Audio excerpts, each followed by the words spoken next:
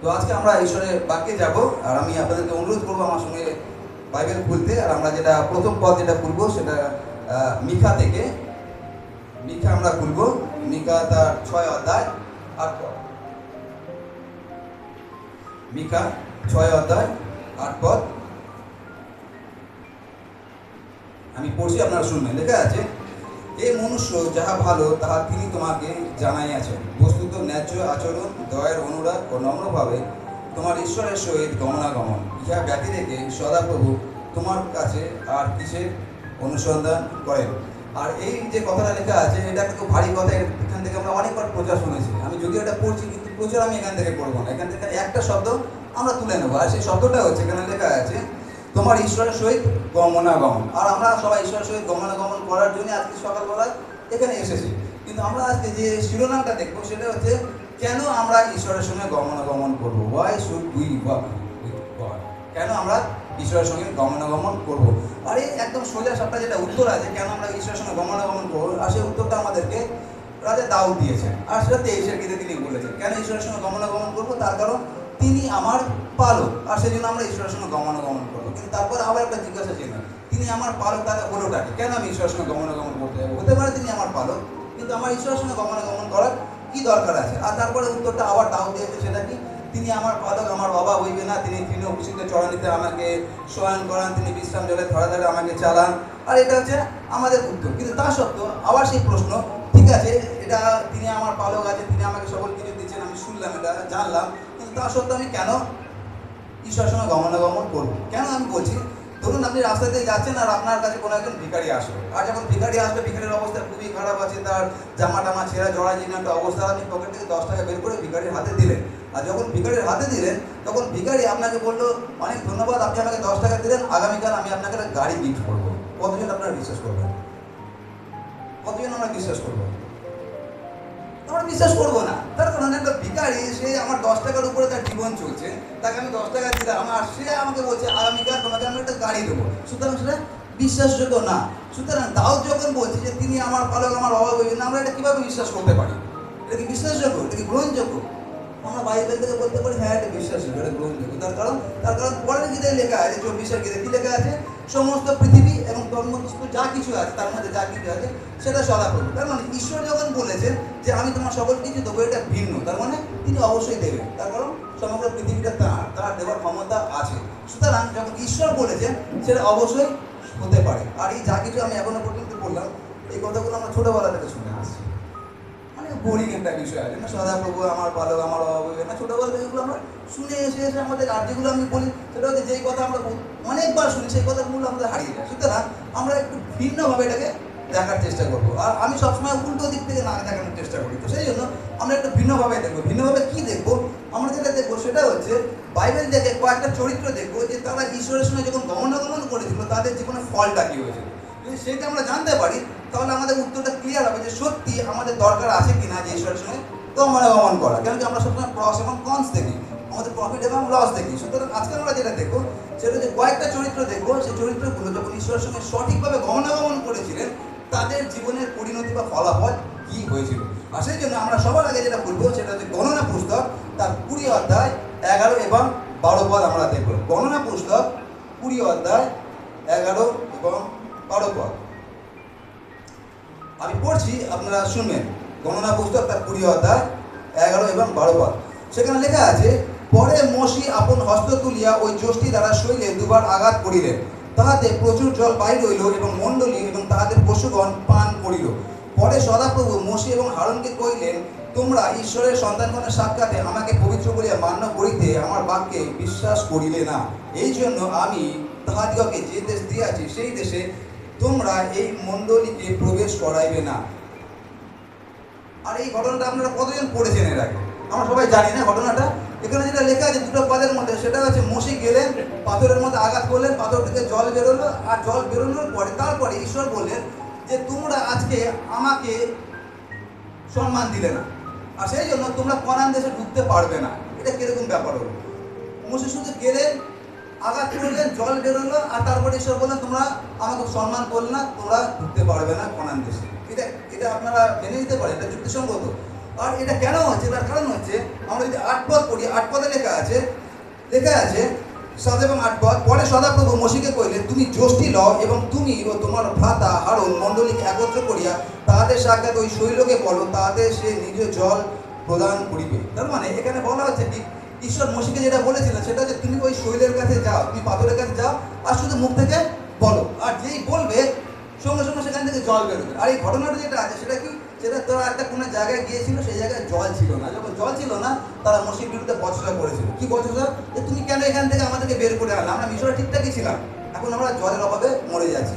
আর তখন মসি ঈশ্বরের কাছে কেঁদেছিলেন। আর যখন মসি কেঁদেছিলেন তখন ঈশ্বর এই কথাটা বলেছিলেন কি, তুমি যাও ওই শৈলকে গিয়ে বলো যে জল দিতে, তুমি বলবে শৈল থেকে নিজে থেকে জল বেরিয়ে আসবে, আর যখন জল বেরিয়ে আসবে তোমরা জলটা পান করবে। কিন্তু মসি কি করেছিল, গিয়ে পাথরটাকে দুবার আঘাত করেছিল। আর এই ঘটনাটা আমরা যখন আমি কলকাতা থেকে আসি, তখন কলকাতা প্রথমবার একটা অটোমেটিক কল এসেছিল। তখন আমরা খুব ছোটো। আর অটোমেটিক কলটা কিরকম ছিল, একটা কলে শুধু ট্যাপটা লাগানো আছে, ওর মধ্যে কোনো নব নেই, কিছু নেই, তাহলে হাতটা বাড়ালে জল পড়বে। এখন তো এটা সবার কাছে ইস্যু হয়ে গেছে, কিন্তু আমাদের ছোটোবেলা ওটা কত স্বাভাবিক ব্যাপার ছিল না। তো যখন আমরা শুনতে পারলাম যে ওই রকম একটা কল এসছে কোনো একটা মিষ্টির দোকানে, পান্না মিষ্টির দোকান, আর সেই কলটা দেখার জন্য আমরা খুব আকাঙ্ক্ষী হলাম। আর তারপর সেখানে গেলাম আর দেখলাম কলটা সত্যি লোকে যাচ্ছে, হাত দিচ্ছে, জল দিতে কিরকম ব্যাপার হচ্ছে, কোনো সুইচ নেই, কোথাও কিছু নেই, হাত দিচ্ছে, জল পড়ছে। আর আমরা তখন ছোটো ছোটো, আমরা দুটো মিষ্টি গেলাম শুধু কলটা দেখার জন্য। তারপরে কলের কাছে গিয়ে আমরা খুঁজছি সুইচটা কোথায়, কোথাও কিছু খুঁজে পাচ্ছি না। যে হাত দিচ্ছে, জল পড়ছে, আর ওটাই আমাদের কাছে মজা। আবার হাত সরিয়ে নিচ্ছি, জল বন্ধ হয়ে যায়। তো দারুণ ব্যাপার হচ্ছে, কিন্তু আমি ধরতে পারলাম না ব্যাপারটা কি হচ্ছে। এখানে ঈশ্বর সে একই কথা বলেছেন, তিনি বলেছেন তুমি খালি গিয়ে বলবে, কি করে জল বেরোবে ওটা তোমার দেখার দরকার নেই, কারণ কি জলটা আমি দেবো। কিন্তু মসি কি করেছিলেন, ওই বলার পরিবর্তে তিনি দুবার আঘাত করেছিলেন। আর এই শুধু দুবার আঘাত করা, আর যেটা আঘাত করেছে সেটা পাথরের মধ্যে আঘাত করেছে। আপনি ভাবুন, একটা লাঠি দিয়ে যদি দুবার পাথরে আঘাত করি, এমন কি এসে গেল, কিছু একটা হলো। আমি যদি একটা ফুলের মধ্যে মারতাম, ঠিক আছে না, ফুলটাকে আমি নষ্ট করে দিলাম, বা কাঁচের মধ্যে মারতাম, কাঁচটা ভেঙে যেতে পারতো। ওটা পাথরের মধ্যে আমি দুবার মেরেছি, এমন কি বিশাল বড় অপরাধ আমি করে ফেললাম রে বাবা, যে এত বছর ধরে আমি যাদেরকে বহন করে আনছি, আর বলা হলো যে তুমি এখন কনান দেশে ঢুকতে পারবে না। এটা কেমন যুক্তিসঙ্গত ব্যাপার হলো? এখানে সেটাই লেখা আছে, শুধুমাত্র পাথরে আঘাত করার জন্য তুমি কনান দেশে ঢুকতে পারবে না। আর এই মসি তার সংসারকে নিয়ে খুব সুখে শান্তিতে ছিল, যেরকম আমি আমার শ্বশুর মশাই, মেয়ে এবং আমার বাচ্চাকে নিয়ে সুখে শান্তিতে আছি। আর তারপরে ঈশ্বর তো আমাকে ডেকে কোনো একটা কাজে দিয়ে দিলেন। মসজিদটা সেই হয়েছিল মিডিয়ানে, তিনি তার শ্বশুর মশাই জিত্র পশুপাচারা ছিলেন, তার বউ ছিল জিফোরা, আর তাদেরকে নিয়ে খুব সুখ শান্তিতে তারা ছিল। হঠাৎ ঈশ্বর তাদেরকে ডেকে এনে পাঠিয়ে দিলেন মিশরে, আর মসি সেখানে চলে গেলেন মিশরে। আর যখন মিশরে চলে গেলেন, আর এই মসির মাধ্যমে ঈশ্বর অনেক কিছু অলৌকিক কাজ করেন। কি করলেন, সবার আগে 10টা আঘাত নিয়ে আসলেন। 10টা আঘাতের পর যেটা ঘটনাটা হলো, তার সেখান থেকে বেরিয়ে গেল। বেরিয়ে যাওয়ার পরে তারা সুসাগরের পরে পাশে তারা শিবির স্থাপন করলো। তারপরে পিছন দিক থেকে ফড়ন আসলো, আর যখন ফড়ন আসলো, ঈশ্বর বলে তুমি হাতটা ধরো, সমুদ্রটা ভাগ হয়ে গেল, তারা সেখান থেকে বেরিয়ে গেল। তারপরে মেঘস্তম্ভ হলো, তারপরে অগ্নিস্তম্ভ হলো, অনেক কিছু ঘটনা করলো। তারপরে মান্না পড়লো, ভাড়ুই পাখি আসলো, মিষ্টি জল হলো, সকল কিছু যা কিছু হলো এই মসির মাধ্যমে হলো। আপনি ভাবুন, এই মসি যিনি মিডিয়নের শ্বশুর বাড়ি ছেড়ে ঈশ্বরের কথা শুনে মিশরে গেলেন, এত কিছু ঈশ্বর তার মধ্যে দিয়ে কাজ করলেন, আর আজকে একটা ছোট্ট ঘটনা, সেটা কি শুধুমাত্র একটা পাথরে দুবার আঘাত। আমি এতগুলো কাজ পুঙ্খানুপুঙ্খভাবে করলাম, এত বছর ধরে তোমার সঙ্গে আমি সঠিকভাবে গমনাগমন করলাম, তোমার একটা কথা আমি পান থেকে চুন খসতে দিইনি, আর আজকে একটা ছোট্ট ভুলের জন্য এত বড় শাস্তি, এটা কি করে মেনে নেওয়া যায়? ঈশ্বর বলে তুমি সেখানে ঢুকতে পারবে না। তার থেকেও যেটা বড় ঘটনা ঘটেছিল সেটা হচ্ছে এই, আপনারা যদি দ্বিতীয় বিবরণী দেখেন, না দ্বিতীয় বিবরণী সেখানে 32 অধ্যায়, আর দারুণ একটা কথা লেখা আছে, দ্বিতীয় বিবরণী 32 অধ্যায় 51 থেকে আমি পড়ছি। 51তে লেখা আছে, 48 থেকে আমি পড়ছি। 48-এ লেখা আছে, সেই দিবসে সদাপ্রভু মসিকে কইলেন, তুমি এই অবারিম পর্বতে অর্থাৎ জিরিহর সম্মুখে অবস্থিত মোয়াব দেশস্থ নাব পর্বতে উঠো, এবং আমি অধিকারার্থে ইসরায়েল সন্তানগণকে যে দেশ দিতেছি সেই কনান দেশ দর্শন করো। মন দিয়ে শুনবেন, এখানে কি লেখা আছে। ঈশ্বর বলেন তুমি এই পাহাড়ের উপরে ওঠো। কেন ওঠো? যেই দেশটা আমি তোমাকে দেবো বলেছিলাম, বা তোমাদেরকে দেবো বলেছিলাম, ওই দেশটা একবার দেখে না, চোখে দেখে না। কেন দেখে না?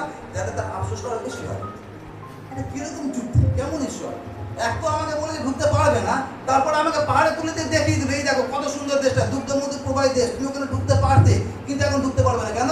তুমি পাথরে আঘাত করেছো। আরে বাপরে বাপ, এরকম ঈশ্বরের সঙ্গে গমনাগমন অত্যন্ত ভয়ানক বিষয় আছে। আমি বুঝতে পারবো না কখন আমি ভুল করে ফেললাম, আর যদি একটু ভুল করে ফেলে স্বর্গ তোমাকে দেবো না। এটা কিরকম ব্যাপার হলো? আর আমি এটা সবসময় বলি আমাদের মণ্ডলীতে, সেটা যে পরিত্রাণ কিরকম, পরিত্রাণ হচ্ছে কচু পাতায় জল দিয়ে দেওয়ার মতো। কচু পাতা আপনি জানেন তো, কচু পাতা যদি জল দিয়ে দেওয়া, তারপর আপনার হাতে দিয়ে দেওয়া, তারপরে বলা হলো আপনি 1 কিলোমিটার হাঁটুন। আরে কি করে হাঁটবো? একটু করে যদি আসছে এতদিন ধরে মসি ঈশ্বরের সঙ্গে সঠিকভাবে গমনাগমন করছে, শ্বশুর বাড়ির আরাম ছেড়ে চলে আসলো, আর আজকে শুধু পাথরে দুবার আঘাত করছেন বলে বলছে তুমি এখানে ঢুকতে পারবে না। আর ঈশ্বরের কিরকম খাস দেখুন, পাহাড়ের মধ্যে তুলে তাকে দেখিয়ে দিল, আর দেখানোর পরে যখন সব দেখিয়ে দিল আর মসি পর্বত খুব সুন্দর, আর তারপরে কি বলছে দেখুন, লেখা আছে আর তোমার ভ্রাতা হারুন যেমন হোর পর্বতে মরিয়া আপন লোকদের নিকট সমাহিত হইল, তদ্রূপ তুমি যে পর্বতে উঠিবে তোমাকে তথায় মরিয়া আপন লোকদের নিকট সংগৃহীত হইতে হইবে। মানে একদিকে তো আনন্দ দেখিয়ে দিচ্ছে, দেখো এটা কিরকম আফসোস হচ্ছে, আর তারপরে বলছে তুমি যে পাহাড়ে উঠবে ওখানে তুমি মরবে। আরে এরকম যদি ঈশ্বর আসে, ঈশ্বরের সঙ্গে গমনাগমন আমরা কোন সাহসে করতে যাবো?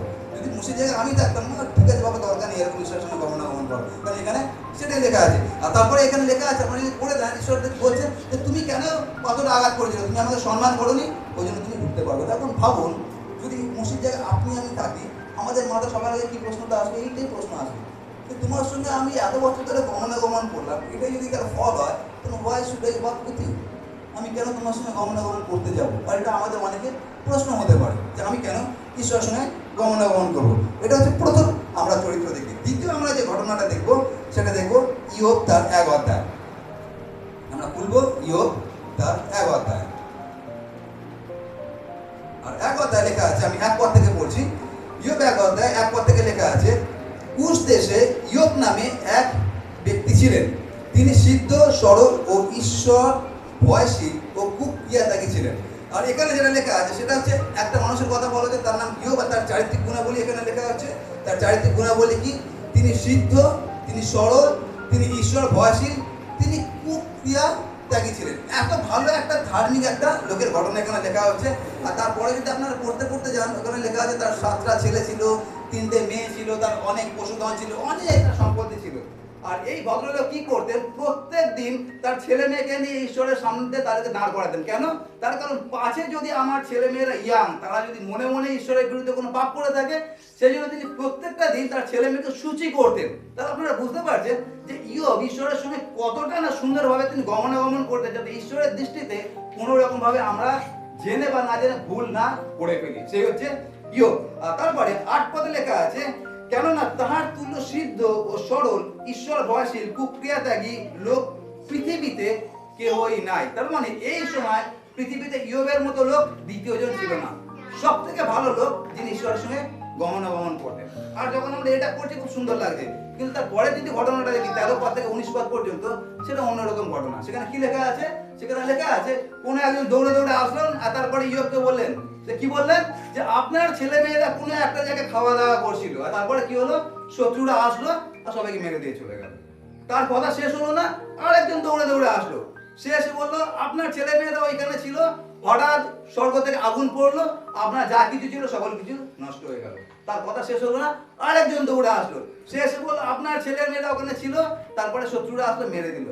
কথা শেষ হলো না, আরেকজন আসলো, এসে কি বললো, যে আপনার ছেলে মেয়েরা ওখানে ছিল, হঠাৎ একটা ঝড় আসলো, যে ঘরে তারা ছিল ঘরটা ভেঙে পড়লো, সবাই মারা গেল। আপনি ভাবুন, এত ভালো একটা মানুষ, ঈশ্বর ভয়শীল, সরল, কুক্রিয়াত্যাগী, পৃথিবীতে দ্বিতীয় কেউ নেই, সেই রকম একটা মানুষের জীবনে নিমেষের মধ্যে সব শেষ। কিভাবে হতে পারে ঘটনাটা? আর তার থেকেও বড় কথা, যখন এই সকল কিছু ঘটনা ঘটলো, তারপরে তার স্ত্রী বলছে তুমি এখনো তোমার সিদ্ধতাকে ধরে রাখবে, ওই রকম ঈশ্বরকে জলাঞ্জলি দাও, ডুবে মরো তুমি। যেটা আমাদের ক্ষেত্রে হয় না, যখন আমরা এই ঈশ্বরে খুব বেশি ভক্তি দেখাই, আমাদেরকে লোকে এরকম ভাবে বলে। তার স্ত্রীটাকে বলছে এবার তুমি কেন মরছো না, কেন তুমি আত্মহত্যা করে নিচ্ছ না, কেন কি তোমার সব শেষ হয়ে গেছে, ছেলে মেয়েরা মারা গেছে, তোমার অর্থ সব শেষ। এখন ভাবুন, যেই লোকটা এত সুন্দরভাবে পুঙ্খানুপুঙ্খভাবে ঈশ্বরের সঙ্গে গমনাগমন করলো, তার যদি পরিণতি এরকম হয়, তাহলে আমাদের কাছে অবশ্যই প্রশ্ন আসতে পারে, Y should I walk with god? কেন আমি ঈশ্বরের সঙ্গে গমনাগমন করব? আর এই ইয়োবের অভিজ্ঞতা এবং এই মসির অভিজ্ঞতা, আমরা এগুলো যতজন বসে আছি, আমাদের প্রত্যেকের কম বা বেশি এরকম অভিজ্ঞতা আছে। আর কখনো না কখনো আমাদের অবচেতন মনে এরকম প্রশ্ন চলে এসেছে যে আমি যদি তোমার সঙ্গে গমনাগমন করছি, তাহলে আমার জীবনে কেন এরকম ঘটনা ঘটছে?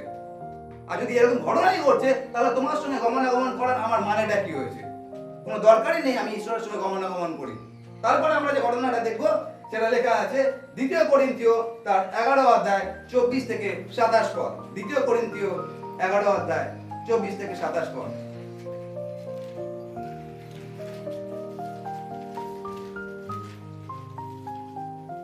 আর আমি পড়ছি 2 করিন্থীয় তার 11 অধ্যায় 24 থেকে 27। লেখা আছে, জিহুদীদের হইতে 5 বার 39 আঘাত প্রাপ্ত হইয়াছি। মন দিয়ে শুনবে না, এখানে একটা তালিকা বানানো হচ্ছে, আর তালিকাটা এটা সাধু পৌল দিচ্ছে। 2 করিন্থীয় 11 অধ্যায় 24 থেকে, জিহুদীদের হইতে 5 বার 39 আঘাত প্রাপ্ত হইয়াছি, 3 বার বেত্রাঘাত, 1 বার প্রস্তরাঘাত, 3 বার নৌকাভঙ্গ সহ্য করিয়াছি। অগাধ জলে এক দিবারাত্র যাপন করিয়াছি। যাত্রায় অনেকবার নদী সংকটে, দস্যু সংকটে, স্বজাতি ঘটিত সংকটে, পরজাতি ঘটিত সংকটে, নগর সংকটে, মরু সংকটে, সমুদ্র সংকটে, ভক্ত ভাতৃগণের মধ্যে ঘটিত সংকটে, পরিশ্রমে ও আয়াসে, অনেকবার নিদ্রায়, অভাবে, ক্ষুধায় ও তৃষ্ণায়, অনেকবার অনাহারে, শীতে ও উলঙ্গতায়। এই যে 24 থেকে আমি 27 পর্যন্ত পদটা পড়লাম, এখানে একটা জিনিস লেখা আছে, সেটা কি অত্যাচারের একটা তালিকা দেওয়া হয়েছে যে কতভাবে অত্যাচারিত হয়েছে। সেখানে কি কি লেখা আছে বলা আছে, 5 বার 39টা আঘাত, চাবুকের আঘাত। 39টা আঘাত যদি আমার এই শরীরে একবার মারে, দ্বিতীয়বার আমি উঠতে পারবো না। এখানে সাধু পৌল বলছেন যে আমাকে 5 বার 39 আঘাত করা হয়েছে। শুধু সেটা না, 3 বার বেত দিয়ে আঘাত করা হয়েছে, সেখানেও শেষ না। একবার তার জাহাজ ভেঙে গেছে, সেখানেও শেষ না। তাকে জলের মধ্যে থাকতে হয়েছে, সেখানেও শেষ না। তাকে ক্ষুধায় থাকতে হয়েছে, তাকে অনিদ্রায় থাকতে হয়েছে। আর এই যা কিছু করতে হয়েছে, যে লিস্টটা তিনি তৈরি করেছেন, এই লিস্টটা কখন হচ্ছে? তখন হচ্ছে যখন তিনি ঈশ্বরের সঙ্গে গমনাগমন করছেন।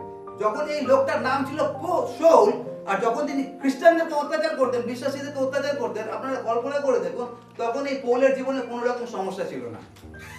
বরঞ্চ পৌল তখন অন্য জীবনে সমস্যা ছিলেন।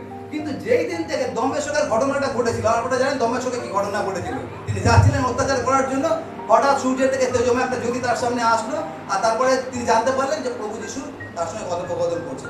আর সেই দিন থেকে পৌল, যার নাম ছিল শৌল, তিনি গমনাগমন করতে শুরু করলেন। কার সঙ্গে গমনাগমন করতে? ঈশ্বরের সঙ্গে গমনাগমন, বা প্রভু যিশুর সঙ্গে গমনাগমন করতে শুরু করলেন। গমনাগমনের আগে পর্যন্ত তার জীবনটা খুব সুন্দর ছিল, দারুণ ছিল। যেই থেকে তিনি গমনাগমন করতে শুরু করলেন, সেই দিন থেকে তার জীবনে একটা নতুন লিস্ট তৈরি হয়ে গেল। কিসের লিস্ট? অত্যাচারের লিস্ট। যদি এটাই হয়, তাহলে আমরা কেন ঈশ্বরের সঙ্গে গমনাগমন করব? যদি পৌলের জায়গায় আমি থাকি, আপনি থাকি, তাহলে আমাদের একই প্রশ্ন আসতে পারে যে প্রভু, যখন আমি তোমাকে চিনতাম না, আমার জীবনটা দারুণ ছিল। যখন তোমাকে আমি চিনলাম, তোমার পথে গমনাগমন করলাম, তখন আমার জীবনে এত কিছু কষ্ট। তাহলে কেন আমরা ঈশ্বরের সঙ্গে গমনাগমন করবো? একটা বড় আমাদের কাছে প্রশ্ন। তারপরে 4 নম্বর যেটা দেখবো, 4 নম্বরটা আমরা দেখবো মতি লিখিত সুসমাচার, তার 10 অধ্যায় 14 পদ। মতি 10 অধ্যায় আমি পড়বো। মতি 10 অধ্যায়, না মতি 14 অধ্যায়, 10 না, মতি 14 অধ্যায় আমি পড়বো। আমি পড়ছি 1 থেকে, তাহলে বুঝতে সুবিধা হবে। 1 থেকে আমি পড়ছি। সেই সময় হেরোদ রাজা যিশুর বার্তা শুনিতে পাইলেন, আর আপনার দাসগণকে কইলেন, ইনি সেই জন বাপ্তাইজক, যিনি মৃতদের মধ্য হইতে উঠিয়াছেন, আর সেই জন্য পরাক্রম সকল তাহাতে কার্য সাধন করিতেছে। কারণ হেরোদ আপন ভ্রাতা ফিলিপের স্ত্রী হেরোদিয়ার জন্য জোনকে ধরিয়া বাঁধিয়া কারাগারে রাখিয়াছিলেন। কেননা জোন তাহাকে বলিয়াছিলেন, উহাকে রাখা আপনার বিধেয় নয়। আর তিনি তাহাকে বধ করিতে ইচ্ছা করিলেও লোকসমূহের ভয় করিতেন, কেননা লোকে তাহাকে ভাববাদী বলিয়া মানিত। কিন্তু হেরোদের জন্মদিনের উৎসব উপস্থিত হইলে হেরোদিয়ার কন্যা সবার মধ্যে নাচিয়া হেরোদকে সন্তুষ্ট করিল। এই জন্য তিনি শপথপূর্বক এই প্রতিজ্ঞা করিলেন, তুমি যাহা চাইবে তাহাই তোমাকে দিব। তখন সে আপন মাতার প্রবর্তনায় কহিল, জোহন বাপ্তাইজকের মস্তক ঢালাই করিয়া এখানে আমাকে দিও। ইহাতে রাজা দুঃখিত হইলেন, কিন্তু আপন শপথের এবং যারা তাহার সঙ্গে বসিয়াছিল তাহাদের তাহা দিতে আজ্ঞা করিলেন। তিনি লোক পাঠাইয়া কারাগারে জোহনের মস্তক, কি লেখা আছে, ছেদন করিলেন। আর এই হচ্ছে সেই লোক, লেখা আছে প্রান্তরে একজনের রব, যিনি চেঁচিয়ে বলছেন, কি বলছেন? প্রভুর জন্য তোমরা পথ প্রস্তুত করো। তার মানে জোহনের পৃথিবীতে আসার মেন উদ্দেশ্যটা এটাই ছিল, সেটা কি? প্রভুর জন্য পথ প্রস্তুত করা। তার মানে তার জন্মগ্রহণটার কারণটা হচ্ছে ঈশ্বরের সঙ্গে গমনাগমন করা। সেটাই তার জীবনের একমাত্র উদ্দেশ্য, যে ঈশ্বরের সঙ্গে গমনাগমন করা। আর তিনি সেটাই করছিলেন। তিনি প্রান্তরে ওই কাজটাই করছিলেন, যে তোমরা মন প্রস্তুত করো, বা তোমরা প্রভুর জন্য পথ সরল করো, তোমরা মন পরিবর্তন করো। আর এই কাজ করার পরিবর্তে যে ঘটনাটা করলো, সেটা হচ্ছে তার মুন্ডুটা কাটা হলো। কেন? তার কারণ তখন যে রাজা ছিল হেরোদ, হেরোদ তার দাদার স্ত্রীকে নিজের মতো করে রাখছিল, নিজের স্ত্রী করে রেখেছিল। আর সেটা জোহন প্রতিবাদ করেছিল। আর যখন জোন প্রতিবাদ করেছিলেন, জোনকে জেলে ঢুকিয়ে রাখা হয়েছিল। কেন? তার কারণ সত্যি সবসময় আমাদের কাছে তেতো লাগে না, ট্রুথ ইজ অলওয়েজ বিটার। আর এটাতে আমাদের প্রত্যেকের জন্য প্রযোজ্য। যখন আমাদেরকে সত্যি কথা বলা, সেটা আমাদের কখনোই ভালো লাগে না। তো এই রাজারও ভালো লাগেনি, তার কারণ জোন একটা সত্যি কথা বলেছিলেন যে আপনি যে কাজটা করছেন ওটা একেবারে ভালো কাজ করছিলেন না, আর সেই জন্য তাকে জেলের মধ্যে রাখা হচ্ছে। তারপরে একটা ঘটনা ঘটলো কি, কোনো একটা দিন এই হেরোদের মেয়ে নাচ করলো। আর আপনারা জানেন আগেকার দিনে নাচ করে রাজাদেরকে সন্তুষ্ট করা হতো, কেন কি তখনকার দিনে তো ব্লুটুথ ছিল না, ইন্টারনেট ছিল না, মোবাইল ফোন ছিল না, যে মোবাইল ফোনের মধ্যে ডান্স দেখবে। তখন সরাসরি ডান্স করা হতো আর রাজারা তাতে আনন্দ করতো। তো তার মেয়ে তার সামনে নাচ করেছে, নাচ করতে সে খুব আনন্দ হয়েছে। আর যখন আনন্দ হয়েছে তখন রাজা বলে তুমি যেটা চাইবে আমি তোমাকে সেটাই দেবো। আর তখন মেয়ে যে জিনিসটা চেয়েছিল সেটা মেয়ে চায়নি, তার মায়ের প্ররোচনায় সেই জিনিসটা চেয়েছিল। মেয়ে কি বলেছিল যে যে জন কারাগারে আছে তার মাথাটা আমাকে থালায় করে এনে দিতে। আর তার বাবা সেটাই করেছিলেন, জোনের মাথা কেটে থালায় করে এনে দিয়েছিলেন। আপনি ভাবুন, যেই লোকটার জন্মের উদ্দেশ্যই হচ্ছে ঈশ্বরের সঙ্গে গমনাগমন করা, আর তিনি সেটাই করছিলেন বিশ্বস্তভাবে, প্রাণ ধরে চেঁচিয়ে চেঁচিয়ে প্রভুর জন্য গলা ফাটাচ্ছিলেন, অনেক লোককে বাপ্তিস্ম দিলেন। আর আজকে তার জীবনে কি ঘটনা ঘটলো, এতদিন জেলে থাকার পরে তার মুন্ডুটা কেটে থালায় করে নিয়ে যাওয়া হলো। যদি এটাই হয় ঈশ্বরের ভক্তদের জীবনে, বা যারা আমরা ঈশ্বরের সঙ্গে গমনাগমন করি, যদি এটাই আমাদের ফল হয়, তাহলে আমাদের কাছে সব থেকে বড় প্রশ্ন, কেন আমি ঈশ্বরের সঙ্গে গমনাগমন করব? আর এটা হচ্ছে আমাদের সকলের কাছে একটা বড় প্রশ্ন। আর তারপরে দেখুন, যখন এটা আমরা প্রশ্ন করছি যে কেন আমরা ঈশ্বরের সঙ্গে গমনাগমন করবো, আর তার উত্তর রাজা দাউদ আমাদেরকে আবার দিয়েছেন 23-4 পদে। 23 গীতে 4 নম্বর পদে কি লেখা আছে, কোনো একজন বলবেন? 23 গীত 4 পদ কি লেখা আছে?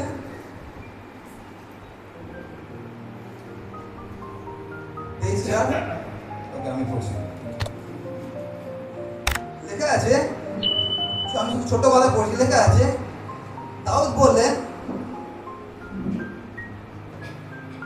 এখন বলবেন কি লেখা আছে, আমি ইংরেজিতে আছে, বাংলায় বলতে পারছি না। যখন আমি মৃত্যু ছায়ার পতাকা দিয়ে ভ্রমণ করিব, হ্যাঁ, তখনও অমঙ্গলের ভয় করিব ওই না। কথাটা আলাদা করে বলুন, তখনও। তখনও অমঙ্গলের ভয় করিব না। এটা হচ্ছে দাউদের উত্তর। তার মানে দাউদ আমাদের উত্তর দিচ্ছে তখনও অমঙ্গলের ভয় করবো না। এখন ভাবুন, মসি 40 বছর ধরে এদেরকে গমনাগমন করালেন, শ্বশুর ঘরে আরাম ছেড়ে প্রাণ ধরে এতদিন ধরে চলে না। তারপরে মসিকে বলো তুমি ঢুকতে পারবে না কনান দেশে। আর সেই মসিকে দাউদ উত্তর দিচ্ছেন তখনও আমি অমঙ্গলের ভয় করবো না। তারপরে ইয়োবের ঘটনাটা, তার 7টা ছেলে 3টে মেয়ে মারা গেল, যা কিছু সম্পদ সব নষ্ট হয়ে গেল, আর তাকে দাউদ উত্তর দিচ্ছেন তখনও অমঙ্গলের ভয় করবো না। তারপরে যে ঘটনা ঘটে সেটা যে পৌল যখন শৌল ছিলেন তার জীবনে কোনো সমস্যা ছিল না, যখন তিনি পৌল হলেন তার জীবনে কত সমস্যা। তারপরে দাউদ বলছেন তখনও আমি অমঙ্গলের ভয় করিব না। আর জোনের যেটা ঘটনা ঘটলো, তার মুন্ডু কাটা হলো, তারপরে বলা হচ্ছে অমঙ্গলের ভয় করবো না। আপনাদের মনে হয় অমঙ্গলের আর কিছু বাকি আছে বলে? এই 4টে ঘটনা দেখুন, অমঙ্গলের আর কিছু বাকি আছে বলে আপনাদের মনে হচ্ছে? অমঙ্গলের কিছু বাকি নেই। সব থেকে আলটিমেট যে অমঙ্গল হওয়ার সেটা হয়ে গেছে। মুসির সঙ্গে আলটিমেট অমঙ্গল হয়েছে। সেটা কি? সব থেকে বড় আশীর্বাদ থেকে তিনি বিচ্ছিন্ন হয়ে গেছে। সব থেকে বড় অমঙ্গল যেটা ছিল সেটা হচ্ছে ইয়োবের জীবনে, সেটা ঘটে গেছে। 7টা ছেলে 3টে মেয়ে মারা গেছে। যদিও তার পরবর্তীকালে আরও ছেলে মেয়ে হয়েছিল, কিন্তু সেটা পরের কথা। যদি আইজাককে হারিয়ে আমি 10টা ছেলে পাই, কিছু এসে যায় না, কিন্তু আমি আইজাককে হারিয়ে ফেলেছি, তাকে আর পাবো না। সুতরাং ওইটাকে আমরা কখনো ফিল করতে পারছি না। তার মানে ইয়োব ম্যাক্সিমাম যেটা হারানো হারিয়ে ফেলেছে, কিন্তু তা সত্ত্বেও রাজা দাউদ উত্তর দিচ্ছে অমঙ্গলের ভয় করবো না। পৌলের জীবনে এত কিছু হয়ে গেল, তারপরে বলা হচ্ছে অমঙ্গলের ভয় করবো না। তার থেকে ভয় নেওয়া হচ্ছে জোনের মাথাই খারাপ হয়ে গেল, আর তার থেকে বড় অমঙ্গলের করতে কি পারে? কিন্তু তা সত্ত্বেও কিন্তু দাউদ বলছেন আমি অমঙ্গলের ভয় করবো না। আর তারপরে যেটা কথা লেখা আছে সেটা কি, সেটা যখন আমি মৃত্যু ছায়ার উপত্যকা দিয়ে যাই তখন আমি অমঙ্গলের ভয় করবো না। আর এই মৃত্যু ছায়ার উপত্যকা, আমরা যারা কলকাতায় থাকি আমরা এই কথাটা মানেই বুঝি না কি মৃত্যু ছায়ার উপত্যকা বিষয়টা আসলে কি। কেন কি ভ্যালি জিনিসটা আমরা জানি না, কিন্তু আপনারা হয়তো জানেন। যেন কি আপনাদের এখান থেকে দার্জিলিং সামনে আছে, আমরা 2 দিন আগে দার্জিলিংয়ে ছিলাম, আর ওখানে দেখছিলাম যে ভ্যালিগুলো কিরকম হচ্ছে। তখন দাউদের এই কথা আমার মনে পড়ছিল যে ভ্যালি কতটা ভয়ানক হতে পারে। কিন্তু আমাদের প্রত্যেকের জীবনে এরকম ভ্যালি আছে, এরকম মৃত্যুচার উপত্যকা আছে। সেগুলো কি? মৃত্যুচার উপত্যকাগুলো এরকম, সেটা হচ্ছে ধরুন আপনার পরিবারে কারোর কোনো HIV হয়ে গেল, বা ক্যান্সার হয়ে গেল, বা থ্যালাসেমিয়া হয়ে গেল, বা কোনো মরণ রোগ হয়ে গেল, বা আমার পরিবারে এরকম হয়ে গেল, আমি জানতে পারলাম হঠাৎ যে আমার শরীরে হয়তো ক্যান্সার হয়েছে। তখন আমার কী হবে? তখন আমি উপলব্ধি করবো যে মৃত্যুচার উপত্যকাতে গমনাগমন করা বিষয়টা আসলে কি। আমার স্ত্রী আমাকে বললেন গত পরশু দিন যে আমাদের পাড়ায় একটা খুব খারাপ ঘটনা ঘটে গেছে, একটা ব্যাড নিউজ হয়েছে। আমি বললাম কি ঘটেছে?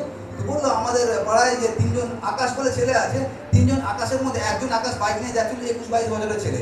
এমন দুর্ঘটনা ঘটেছে স্পটে, একটা 21 বছরের ছেলে। এবার ভাবুন, যার বাড়িতে এই ঘটনাটা ঘটলো, একটা 21 বছরের ছেলে মারা গেল, তার অভিজ্ঞতা এখন কী হতে পারে? কোনো ভ্যালিতে যাওয়ার দরকার নেই। আমাদের যে অভিজ্ঞতাগুলো ওটাই হচ্ছে আমাদের মৃত্যুচাঁদ উপত্যকাতে গমন করানোর মতো অভিজ্ঞতা করিয়ে দেয়। যখন আমরা আমাদের প্রিয়জনকে হারিয়ে ফেলি, যখন আমাদের প্রিয়জনই যেরকম কোনো দুরারোগ ব্যাধির মধ্যে আক্রান্ত হয়ে যায়, তখন আমরা মনে করি যে আমরা সেই একটা ব্যাধির মধ্যে দিয়ে বা সেরকম একটা ব্যাধির মধ্যে দিয়ে আমরা যাচ্ছি। আর এখানে তাও সেটাই বলছে যে আমরা যখন উপত্যকার মধ্যে দিয়ে যাই তখন আমরা অমঙ্গলের ভয় করি না। কিন্তু আমরা যদি এই চারটে ঘটনা দেখি, এই চারজন উপত্যকার থেকেও যদি ভয় না কিছু হয় সেটা দিয়ে তারা অলরেডি গেছে, কিন্তু তার সত্ত্বেও এখানে তাও বলছে অমঙ্গলের ভয় করবো না। আর এটা আমি খুব সুন্দরভাবে উপলব্ধি করতে পেরেছিলাম, তার কারণ আমি হচ্ছে হিন্দু পরিবার থেকে আছি। আর আমি ছোটোবেলা থেকে মূর্তি তৈরি করতাম। তারপর 2000 সালে আমি প্রভুকে জানতে পারি, 1999 2000 সালে আমি প্রভুকে জানতে পারি। তারপর 2006 সালে আমি প্রভুকে গ্রহণ করি বাপ্তিস্মের মাধ্যমে। আর 2007 সালে আমি বাইবেল কলেজে যাই। 2008 সাল থেকে আমি পাদ্রী হিসাবে কাজ শুরু করে দিই। আর যেই থেকে প্রভুকে জেনেছি, আমার জীবনে একটাই উদ্দেশ্য, সেটা কি, সেটা আমি যেরকম প্রভুকে জেনেছি আমি যেরকম অন্যকেও প্রভুকে জানাতে পারি। তার কারণ আমি মূর্তি পুজো করতাম, আমি জানি যে অন্ধকার জগৎটা কি। আর সেই জন্য আমার একটাই পরিকল্পনা ছিল যেন প্রভুর কাজ করতে পারি। আর 2008 সাল থেকে এখনো পর্যন্ত আমি বিশ্বস্তভাবে প্রভুর কাজ করে যাচ্ছি। আর তারপরে একটা সময় আসলো 2012 সাল। 2012 সালে আমার সঙ্গে আমার শ্বশুরমশাইয়ের মেয়ের বিয়ে হলো। আমার শ্বশুরমশাইয়ের মেয়ে মানে হচ্ছে আমার স্ত্রী, তার সঙ্গে আমার বিয়ে হলো। আর বিয়ে হওয়ার পরে প্রত্যেক যারা বিবাহিত তাদের সবার আগে যেটা স্বপ্ন, সন্তানের স্বপ্ন। তো আমাদের সেটাই স্বপ্ন যে বিয়েটা তো সুন্দরভাবে হলো, এবার সন্তান হোক। আর তারপরে অনেক প্রার্থনার পরে আমরা জানতে পারলাম যে ওর গর্ভে একটা সন্তান এসছে। আর আমরা তো অত্যন্ত আনন্দিত হলাম যে গর্ভে সন্তান এসছে। আমরা প্রত্যেকদিন পেটে হাত দিয়ে প্রার্থনা করতাম যে আমার সন্তানকে তুমি সুস্থ রেখো, অনেক কিছু আমরা করতাম। আর খুব আনন্দিত হতাম, ঈশ্বরকে ধন্যবাদ দিতাম যে গর্ভে সন্তান এসছে। আর তারপরে হঠাৎ 2 থেকে 2.5 মাস পরে হঠাৎ জানা গেল তো ব্লিডিং শুরু হয়েছে, রক্ত বেরোনো শুরু হয়েছে। অনেক চেষ্টা করা হলো, অনেক ডাক্তার, অনেক দামি দামি ইঞ্জেকশন লাগানো হলো, মানে আমরা প্রার্থনা করলাম, চোখের জল হাঁটু করলাম, কিন্তু কিছু হলো না, নষ্ট হয়ে গেল। আর যখন নষ্ট হয়ে গেল তখন আমি প্রথমবার উপলব্ধি করতে পারলাম যে দাউদ যে কথাটা বলেছে, যখন আমি মৃত্যুচার উপত্যকা দিয়ে যাবো, বিষয়টা আসলে কি। কলকাতাতে মৃত্যুচার উপত্যকা আছে, যখন আমরা এইরকম অভিজ্ঞতার মধ্যে দিয়ে যাবো আমরা ভেঙে পড়লাম। আর তারপরে আবার প্রার্থনা করলাম, প্রার্থনা করার পর আবার 2 বছর পর আবার জানতে পারলাম যে তার গর্ভে সন্তান এসেছে। আবার আমরা প্রার্থনা করতে শুরু করলাম, প্রভু তুমি এইবারে রক্ষা করো। কিন্তু আমাদের মধ্যে একটা ভয় আছে। কি ভয়? কারণ গতবারে অলরেডি এই ঘটনাটা ঘটে গেছে, তো ভয় নিয়েও আমরা প্রার্থনা করে যাচ্ছি। আর এরকম প্রার্থনা করতে করতে প্রায় 2.5 মাস গেল। 2.5 মাস পর আবার একটা ঘটনা ঘটলো, আবার তার পেট ব্যথা শুরু হলো। আবার অনেক কিছু চেষ্টা করলাম, অনেক ডাক্তার অনেক কিছু চেষ্টা করলো, হাঁটু করে প্রার্থনা করলাম, চোখের জলে প্রার্থনা করলাম যে প্রভু তুমি সব কিছু করতে পারো, তুমি মৃত লাশার কেটে গেছিলে, লাশার বেরিয়ে এসেছিল, তুমি কেন এটা করতে পারো না? কিন্তু কিছু হলো না, সে নষ্ট হয়ে গেল। আর যখন এই ঘটনা ঘটে দিল তারপর 7 বছর আমরা নিঃসন্তান। আর তখন ওই 7 বছরের যে যাত্রাটা, তখন আমাকে বারবার মনে করিয়ে দিত যে মৃত্যুচার উপত্যকাতে গমনাগমন করার মানেটা আসলে কি। আর বারবার আমাদের অবচেতন মানে পিছন দিকে একটাই প্রশ্ন সবসময় আসতো যে প্রভু তুমি এই নন্দী বংশ থেকে, এইরকম একটা হিন্দু পরিবার থেকে শুধুমাত্র আমাকে তুমি বেছে নিয়েছো, আর তুমি আমাকে তোমার কাজে ব্যবহার করছো। আমি এখনো পর্যন্ত বিশ্বস্তভাবে তোমার কাজ করে যাচ্ছি। আর আমার যারা বন্ধু বান্ধব আছে যারা তোমাকে চেনে না, তারা বিয়ে করছে, 4-5টা বাচ্চা হচ্ছে, তারা বড় হচ্ছে, কোনো সমস্যা হচ্ছে না। আমি তোমাতে আছি, অথচ আমার জীবনে এত সমস্যা, এটা কেন? এমনকি আমার দাদা যে আছে, আমার দাদার 2টো সন্তান, তাদের জীবনে কোনো সমস্যা নেই। আমার দিদির একটা সন্তান, তার জীবনে কোনো সমস্যা নেই, তারা প্রভুকে চেনে না। তাদের জীবনে আশীর্বাদই আশীর্বাদ। তারা বিয়ে করে, তাদের বাচ্চা হয়, তারা বড় হয়, বিয়ে করে, বাচ্চা, কোনো সমস্যা নেই। আর আমি তোমার পথে এসেছি, তোমার কাজ করে যাচ্ছি, অথচ আমার জীবনে এরকম একটা ঘটনা ঘটতে হলো কেন? যদি তোমার সঙ্গে চলার ফল যদি এটাই হয়, তাহলে তোমার সঙ্গে চলার দরকারটা কি আছে? আর এই প্রশ্ন আমাদের অনেকের মাথায় আসতে পারে যখন আমাদের প্রার্থনা অনুযায়ী ঈশ্বর আমাদেরকে উত্তর দেন। হতে পারে আমাদের পরিবারে আমাদের প্রিয়জনকে আমরা হারিয়ে ফেলেছি, হতে পারে আমাদের প্রিয়জনের মধ্যে কোনো দুরারোগ্য ব্যাধি আছে, হয়তো সেটা আমার মধ্যে আছে, হতে পারে আমার পরিবারে এমন কোনো সমস্যা আছে যে সমস্যা থেকে ঈশ্বর আমাকে উদ্ধার করছেন না। আর তখন আমাদের মাথার মধ্যে এই প্রশ্ন আসতে পারে যে তোমাতে আমি এত বিশ্বস্ত জীবনযাপন করছি, তাহলে কেন আমার জীবনে এতটা সমস্যা?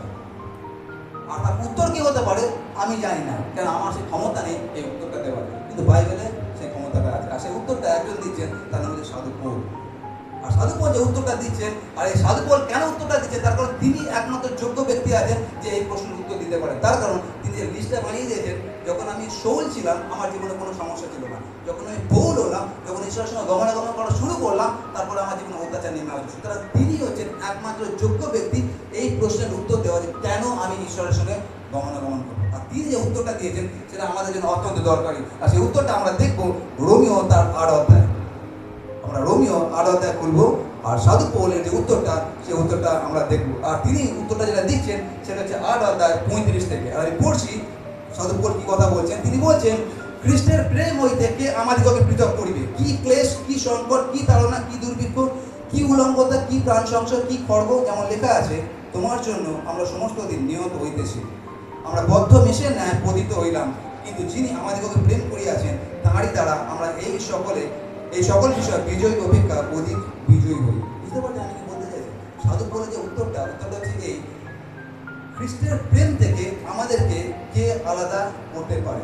কোনো কিছুই না। কি তাড়না, কি দুর্ভিক্ষ, কি অনার, কি মহামারী, কি HIV, কি করোনা, কি ক্যান্সার, কোনো কিছু খ্রিস্টের প্রেম থেকে আমাদেরকে আলাদা করতে পারে না। আর এটা কিভাবে সম্ভব? এটা হচ্ছে সম্ভব শুধুমাত্র তার মাধ্যমে, রাজা দাউদ বলেছেন। সেটা কি? সেটা হচ্ছে সদাপ্রভু আমার পালক। সেই পালকের মাধ্যমে শুধুমাত্র এটা সম্ভব।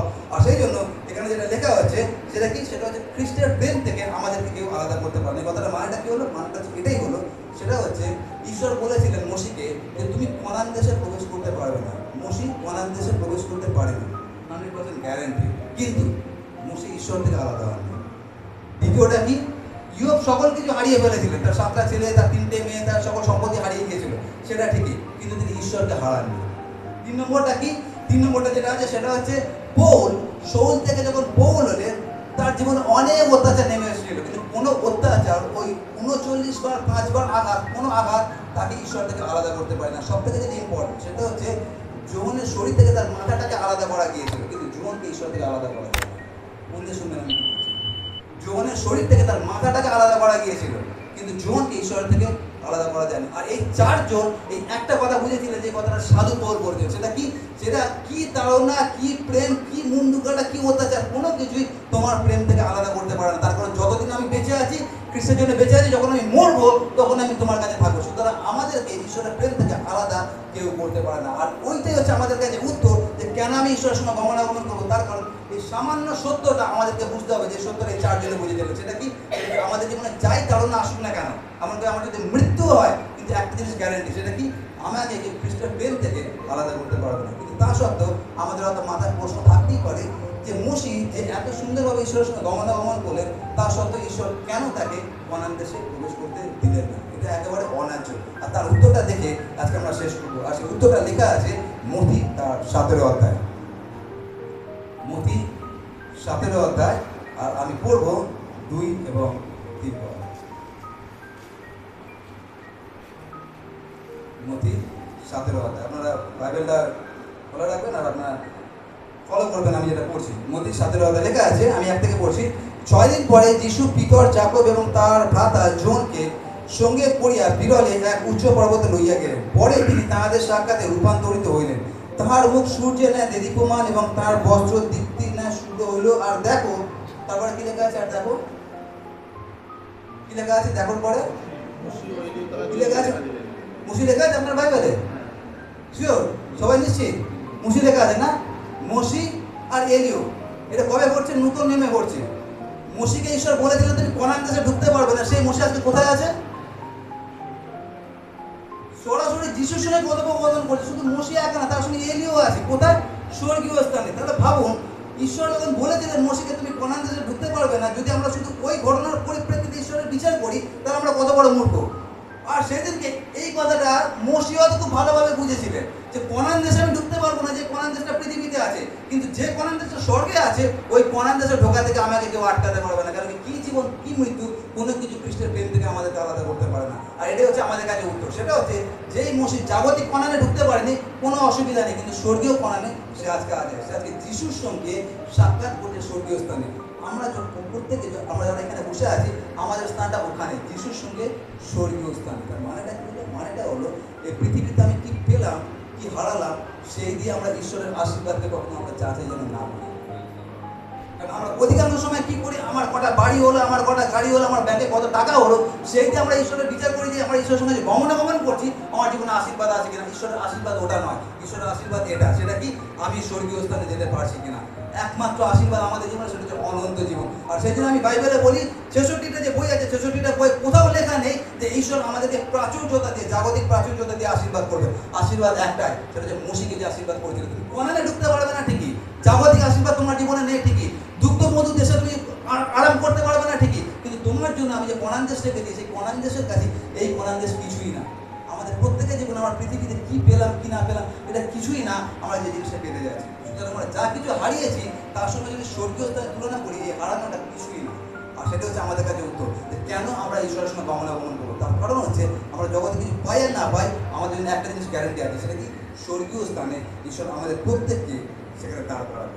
আর এটা হচ্ছে আমাদের প্রত্যেকের জন্য গ্যারেন্টি আছে। আর সেই জন্য সাধু পৌল খুব সুন্দর একটা কথা বলেছেন, এই কথাটা শুনে আমরা শেষ করবো। সেটা ফিলিপিও তার 3 অধ্যায় 13 থেকে 14 পদে তিনি বলেছেন এরকমভাবে যে পিছনের যা কিছু বিষয় সেগুলোকে আমি পিছনে ফেলে দিয়ে শুধু একটাই কাজ করছি, সেটা কি সামনের দিকে আমি দৌড়াচ্ছি। কেন সামনের দিকে দৌড়াচ্ছি?